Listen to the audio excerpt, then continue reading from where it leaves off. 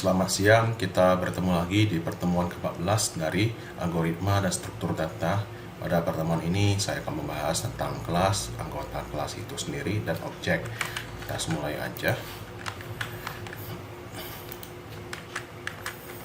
Nah, udah dijelaskan di pertemuan sebelumnya bahwa struktur atau struct sama enum itu nggak dijelasin ya di mata kuliah ini, bisa digunakan untuk tipe datanya custom.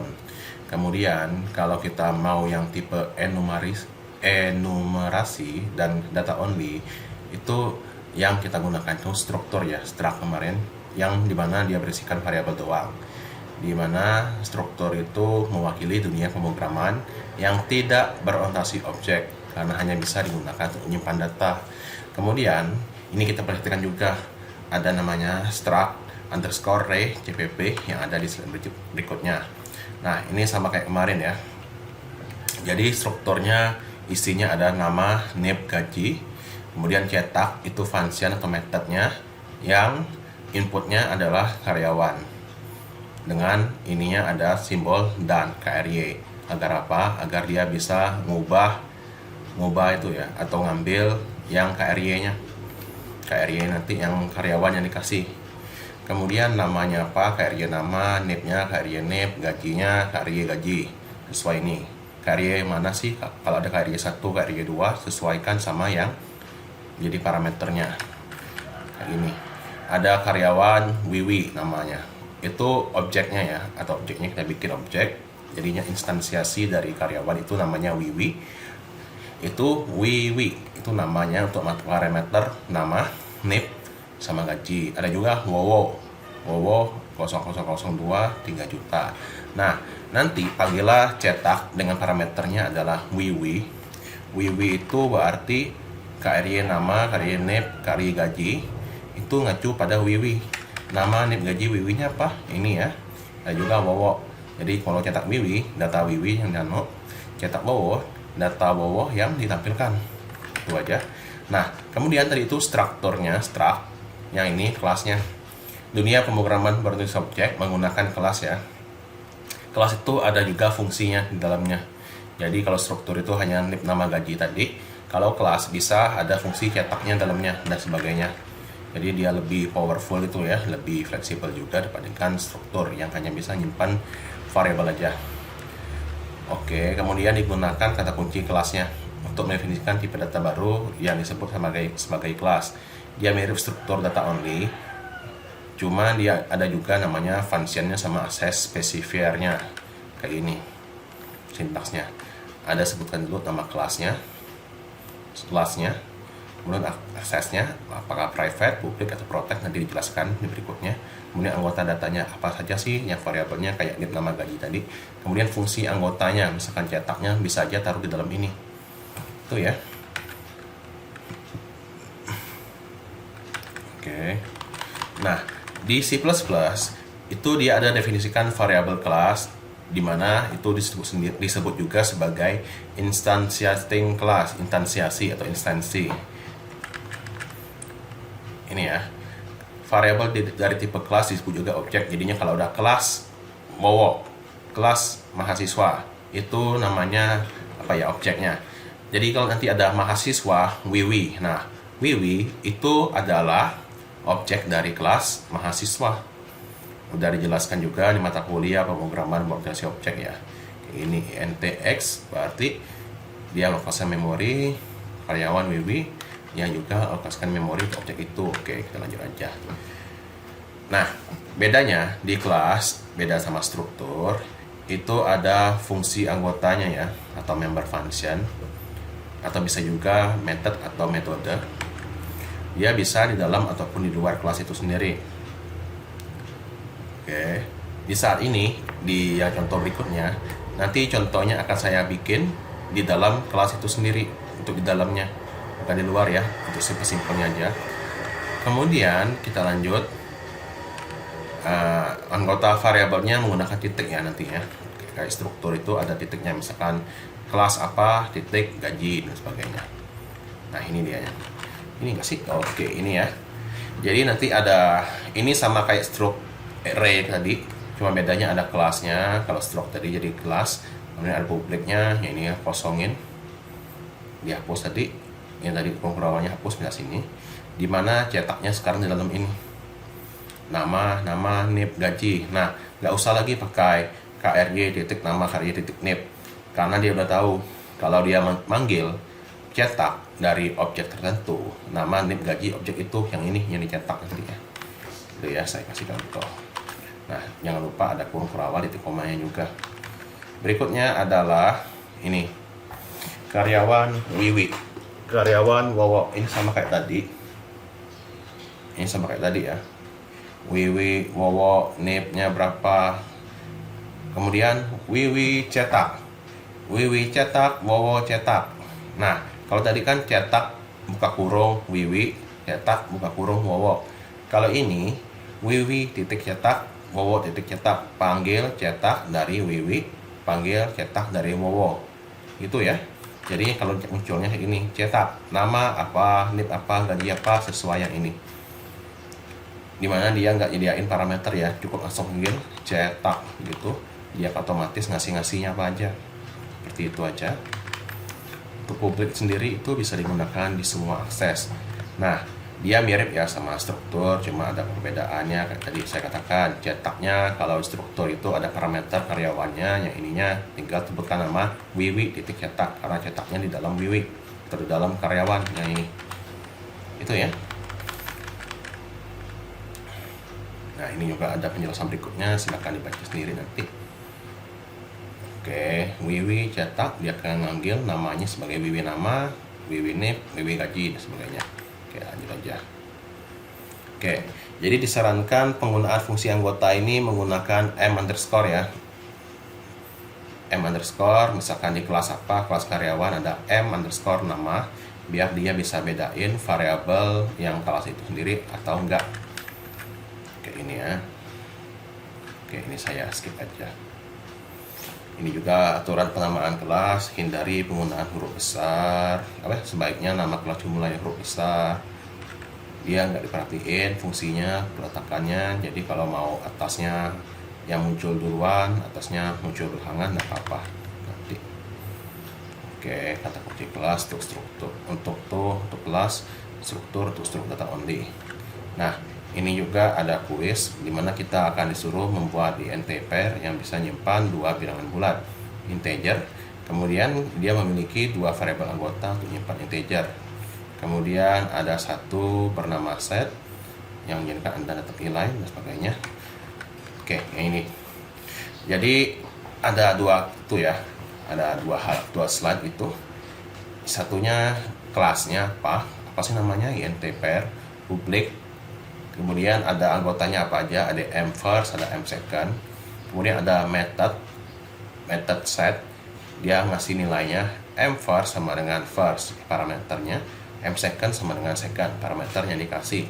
Kemudian dia akan mencetak pair m first, m second menggunakan std cout ya. Ini juga sama, int p1 titik set 1,1. Berarti ini nanti munculnya m first sama dengan first, m second sama dengan second. Bisa juga alternatifnya kita menggunakan p1 titik m first sama dengan 1, p1 m second sama dengan 1. Itu nyebutinnya 1-1. Nah, kalau ada 10 anggota atau 10 variabel, otomatis mulai repot ya. Harus m first, 1, m second, m third, m fourth, segala macam, dan banyak lagi.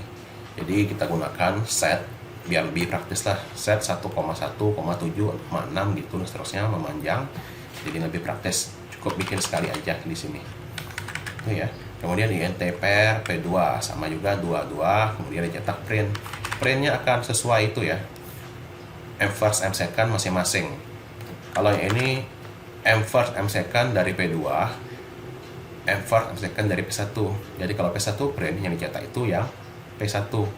Kalau P2 print yang dicetak adalah P2, bukan sebaliknya. Kalau ada sebaliknya atau itu nggak sesuai aturan, berarti ada salah di coding kalian. Itu ya.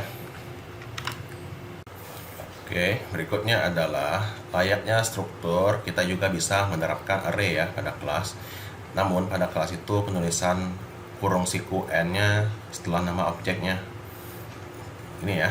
Jadi kalau ada kelas bukan di sini atau di sini, tapi dia setelah objeknya. Misalkan karyawan, objeknya karyawan N gitu. Kemudian berikutnya, oke, array ini sendiri digunakan di kelas agar apa? Agar kita bisa menggunakan perulangan atau loop dalam memberikan nilai atau manggil fungsi tertentu ya, untuk objek yang berbeda dalam satu kelas. Jadi kita nggak usah lagi P1 cetak, P2 cetak, tapi cukup P kurung siku 1 cetak, P kurung siku 2 cetak, dimana 1, 2 itu bernilainya sesuai I dari for misalkan ya, perulangan itu.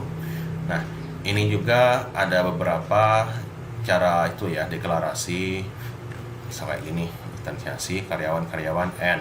Jadi struktur itu bisa juga pas dia di sininya.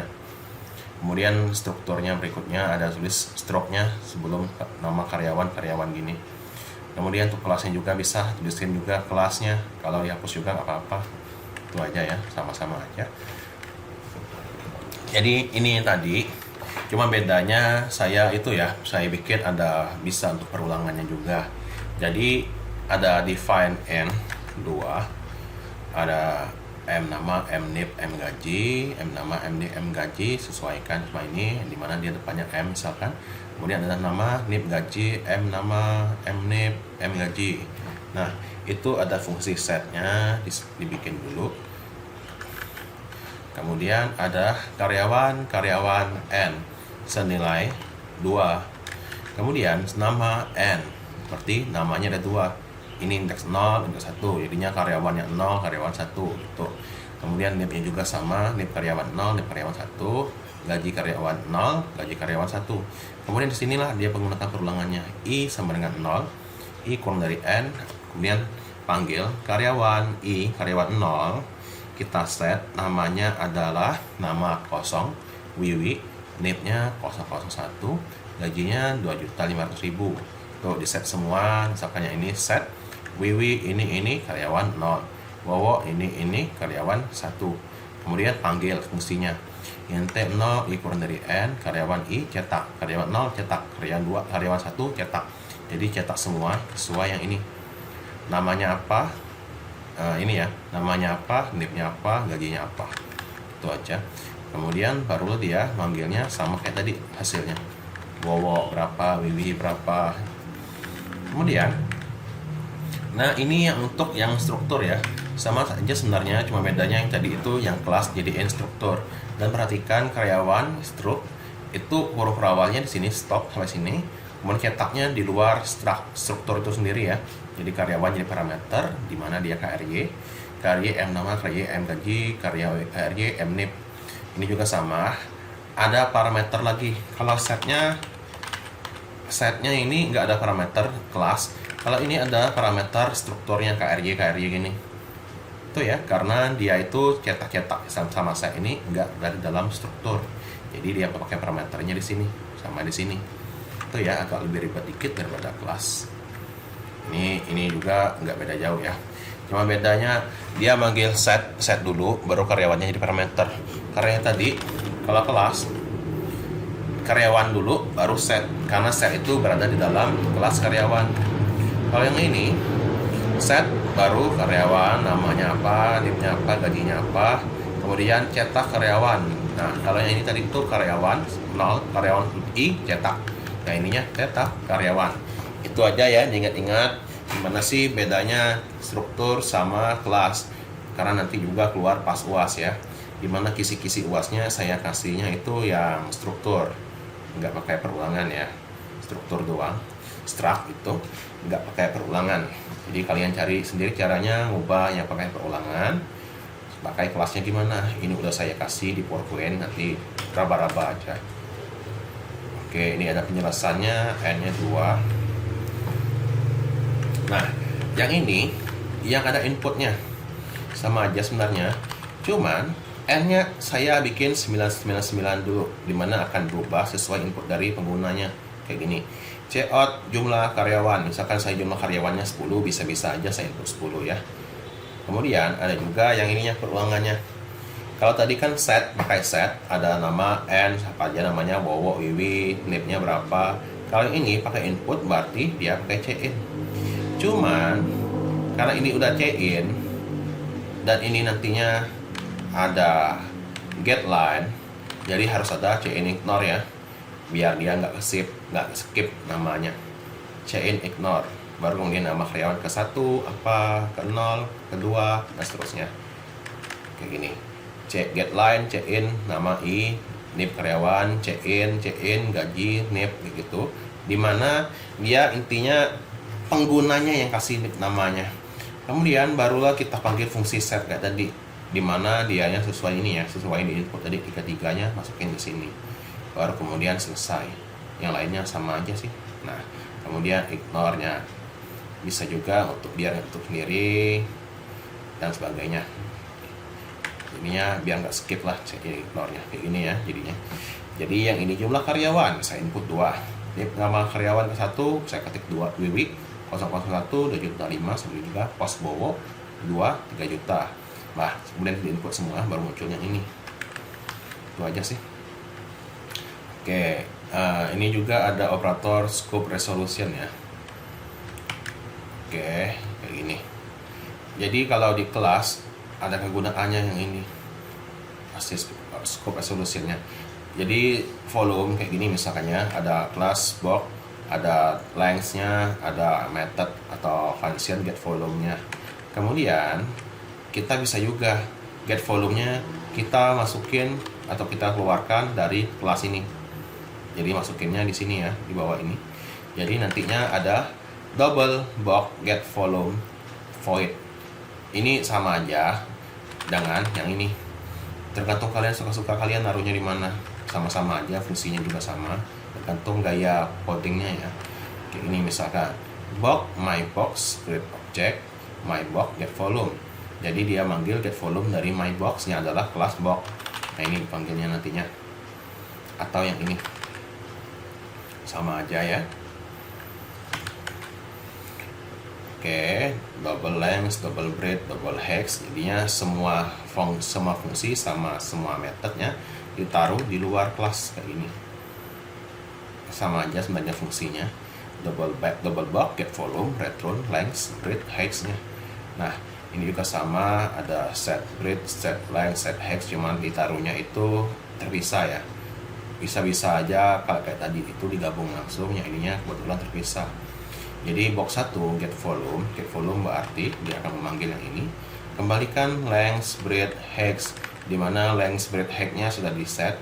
Jadinya dikali semua ya. Oke, dikali semua jadinya 30 dikali 7, jadinya 210. Begitu juga yang box 2, dia memanggil get volume yang ini sesuai yang parameternya dikasih, 120 kali 13 atau 560 itu ya.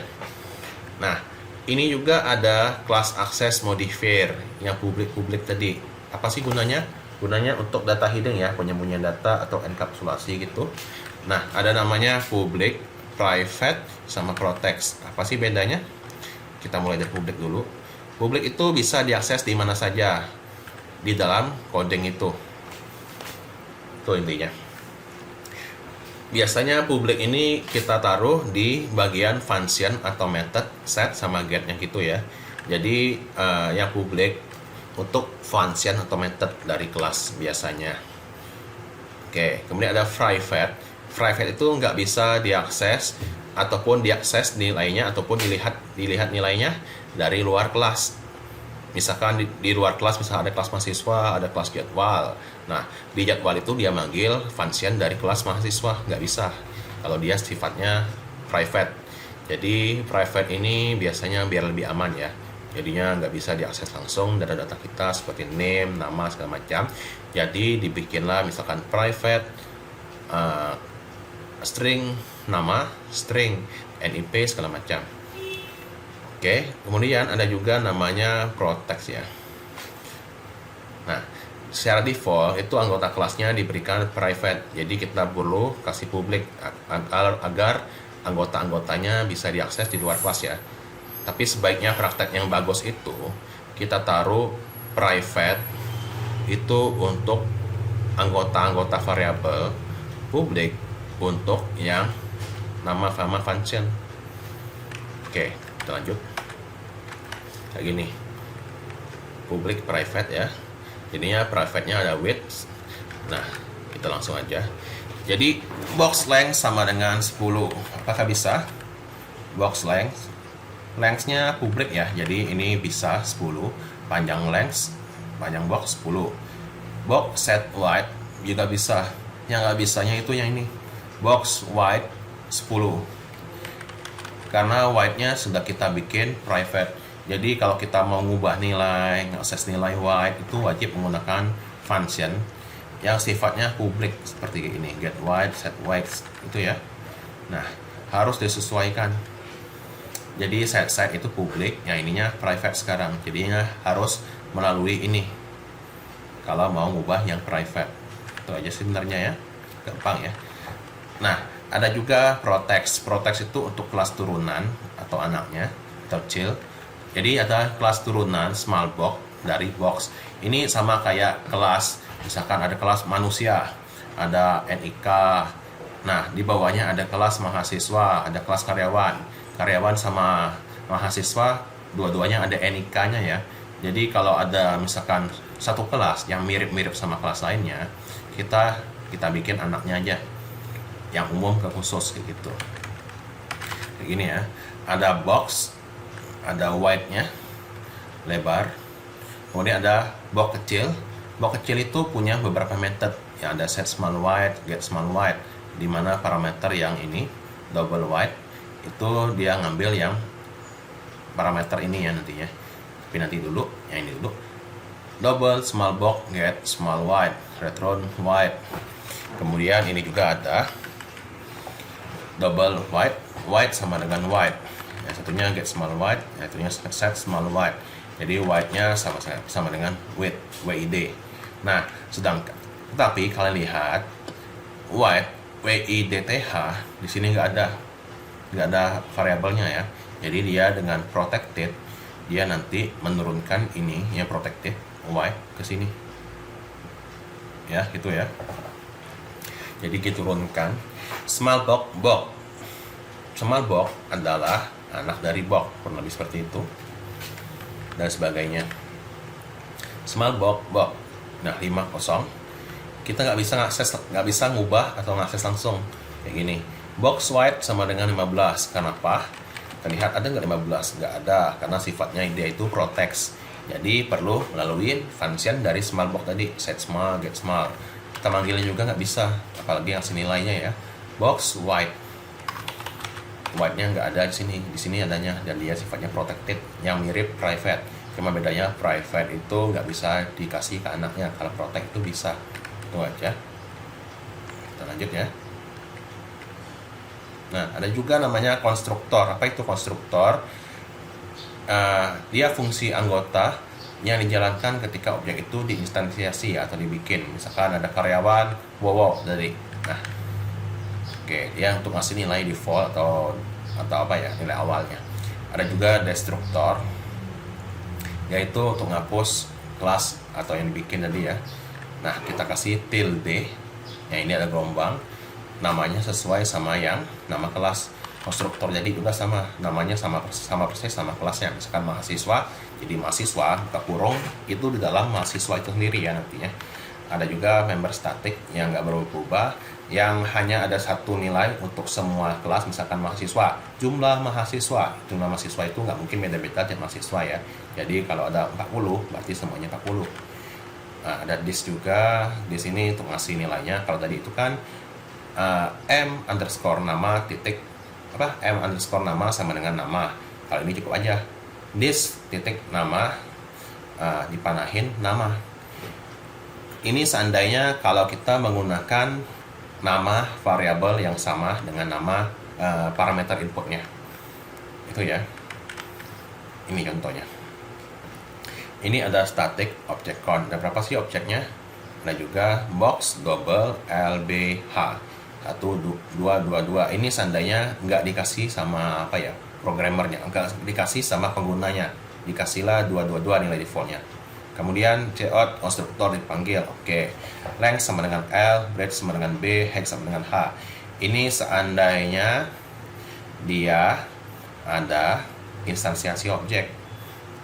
Jadi langsung di set sama dia, length, breadth, hex, tanpa fungsi set. Itu ya. Jadi pas dia bikin pertama kali dia langsung bikin kayak gini. Objek count-nya bertambah pas setiap kali dia dipanggil. Pas setiap kali ada instansiasi objek. Kemudian ada volume, return, apa gitu. Ada juga compare, this volume, box volume. Nah, ini dua-duanya sama-sama volumenya. Untuk ngebedain yang box, yang parameter input, sama yang kelas saat ini, maka gunakan this panah volume. Get count, return object count, box, destruktor dipanggil. Nah, ini kalau dia apa ya namanya? Kalau dia dihapus, kalau dihapus dari memori. Jadi kalau dia muncul kayak ini, length, breadth, hex, itu nggak bisa diubah-ubah. Dia mau ubahnya melalui fungsi set sama konstruktor. Jadi pas awalnya objek count-nya 0, kemudian hitungan tahap awal objek count. Objek count itu awalnya 0 ya, karena masih belum ada objeknya. Kemudian konstruktornya 33, 12, 15. Jadi ini dipanggil box 1 yang ini. Berturut-turut length-nya yang ini 2, yang ini ya.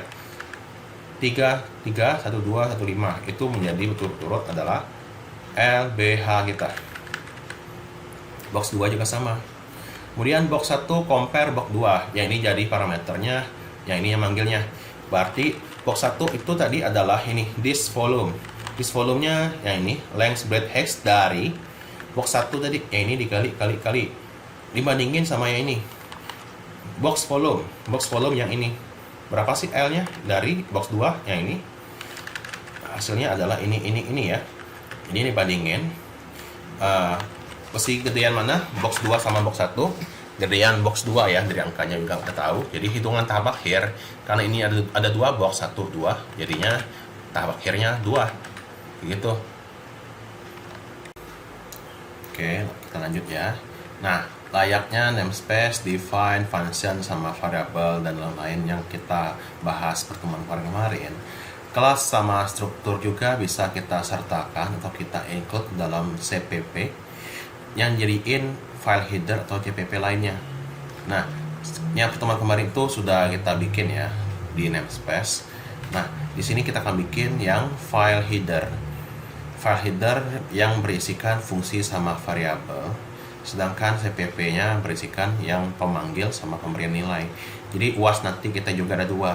Ada yang header, ada yang CPP. Yang header itu untuk yang nama kelas-kelas, struktur, ada anggotanya, sama functionnya dan namespace-nya. Kalau yang main itu hanya dia manggil sama kasih nilai. Manggil fungsinya cetak misalkan, kemudian bikin objek-objeknya apa gitu. Jadi ada include kelas H. Jadi ada if and def nama, define nama, customi. Jadi kita bikin nama customi ya kalau belum sediain. Kemudian namespace-nya ns kelas. Kelas 1 ada public, ada pesan, get pesan. Yang ininya function, dia ngembaliin adalah pesan.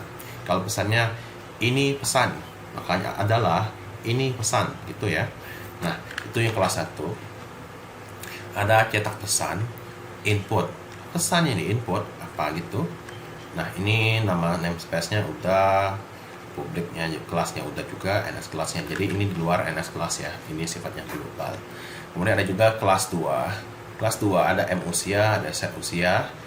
Usia sama dengan usia. Karena ini kebetulan beda, maka nggak usah pakai this. Kalau pakai this itu kalau dua-duanya usia. Jadinya this panah usia sama dengan usia itu. Get pesannya ini baru di apa ya? Di deklarasi. Ini dari deklarasi, ini kasih nilainya apa. Kemudian kita lanjut CPP-nya, dia akan menginclude kelas titik H, di mana dia ini di sininya satu folder ya, include kelas CPP sama include kelas H-nya satu folder. Kemudian ada kelas 2-nya ruang 2, ruang 1-nya dari namespace kelas 1 ruang 1 gitu. Kemudian ruang 2 set usia 25. Jadi yang ini nantinya bernilai usianya 25 ya, sesuai yang dikasih. Kemudian pesan dari ruang 1 ini Ibu Budi, berarti ininya jadi ini Ibu Budi. Kemudian kita lanjut. Cetak pesan nama, ini global. Jadi namanya apa? Cetak pesan nama. Namanya apa ya namanya? Nama. Kita lihat yang nama mana? nama itu jadi input ya. Nama itu yang di sini adalah ini nama konstruktor Lukas Tommy, enter. Kemudian usianya ruang 2 get pesan tahun. Get pesan dari yang 2 yang mana? Ini ya, yang ini dari 25 tahun. Kemudian pesan untuk ruang 1. Ini Ibu Putih, panggil get pesan dari ruang 1. Ini adalah ini Ibu Budi sesuai yang deklarasi tadi ya. Nah, itu aja sih sebenarnya. Itu ya. Cara nginclude kelas sama namespace ke dalam sebuah file header yang nantinya digunakan sama CPP. Kurang lebih seperti itu. Oke, perkuliahan hari ini sampai di sini aja. Terima kasih ya sudah mau nonton. Sampai ketemu minggu depan.